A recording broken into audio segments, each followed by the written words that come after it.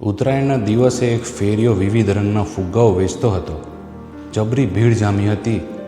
વચ્ચે જ્યારે થોડી ઘરાકી ઘટે કે એ ફેરિયો પોતાના તરફથી 5-6 ફુગ્ગાઓનો ઝુમખો હવામાં ઉડાડે, બાળકો ચીચિયારી પાડતા આવતા અને ફરી પાછી ઘરાકી વધતી.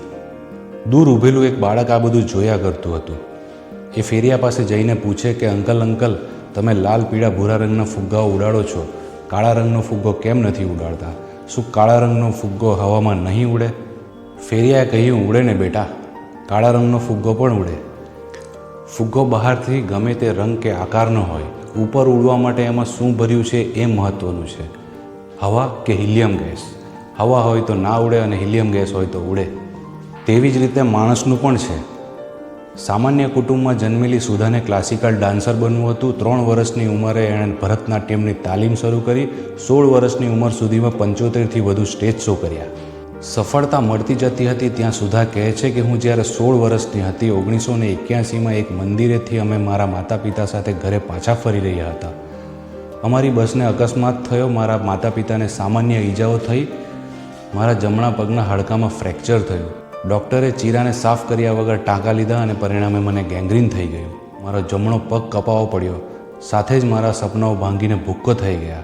મેં મારું બધું જ ગુમાવી દીધું. પરંતુ એક વસ્તુ મેં નહોતી ગુમાવી, એ મારું આશાવાદી વલણ. મમ્મી પપ્પાએ મને હિંમત આપી. મેં નિર્ધાર કર્યો કે હું પંગુતાના કુંડાળામાં જીવવા નથી માંગતી. પંગુતાનો પડછાયો મારી સાથે જ રહેવાનો છે. એને દુશ્મન ગણી એનાથી ગભરાવું નથી, પણ એને મિત્ર બનાવી મિત્રતાનો સંબંધ નિભાવવો છે. મારા કપાયેલા જમણા પગમાં જયપુર ફૂટ બેસાડવામાં આવ્યો. મેં નૃત્ય શરૂ કર્યું. ઘણું જ અઘરું હતું. ક્યારેક મને લાગતું કે આ મારાથી નહીં થાય. નૃત્ય કરતી વખતે આર્ટિફિશિયલ ફૂટની અંદર બેસાડેલો મારો પગ છૂંદાઈ જતો, લોહી નીકળતું, ભયંકર પીડા થતી. માતા પિતા દવા લગાવતા, ડ્રેસિંગ કરતા અને મને હિંમત આપતા, અને હું ફરી પાછી ભયંકર પીડા છતાં જયપુર ફૂટ પહેરી નૃત્ય શરૂ કરતી. મારા ડાન્સ ગુરુ મારા ફિઝિયોને મારા ડાન્સ સ્ટેપ્સ વિશે સમજાવતા અને મારા ફિઝિયો એ મુજબ મને ડાન્સ કરાવતા. 28 જાન્યુઆરી 1984ના દિવસે મુંબઈના સ્ટેજ ઉપર મેં મારું ડાન્સિંગ પરફોર્મન્સ આપ્યું. આ સુધા એટલે કે ડાન્સિંગ આઇકન સુધા ચંદ્રન.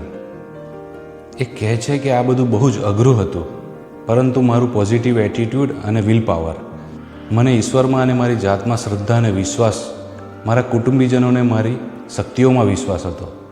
વાત એટલી છે કે જીવનમાં દુર્ઘટનાઓ તો થઈ શકે છે, એને તમે અટકાવી શકવાના નથી, પરંતુ દુર્ઘટનાને કેવો પ્રતિસાદ આપવો એ તમારા હાથમાં છે.